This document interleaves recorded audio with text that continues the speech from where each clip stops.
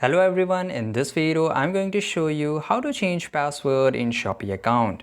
It's very easy to do it, just follow my instruction given in the video. First of all, you have to go to your profile icon which is on the bottom right side corner. Then go to the settings gear icon here. Then you will get option account and security. Tap on it. Click on change password. It will verify your account in just few seconds.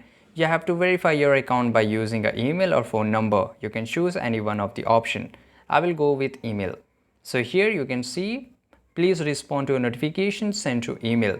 So they have sent us an email. I have to just go and open my email here and refresh it up. So here you can see Shopee verification required, new add password attempt on your Shopee account. Here, so we have to just look into it. If this is you, please click here to confirm. So I have to click on here and they have redirected back to my Shopee account. And here you can see that you have to just wait, verification complete. Now I can just add my new password here, click on confirm and I have to click on set. That's it. So you have successfully changed password in Shopee account. I hope you found this video very useful. Make sure to like this video, subscribe.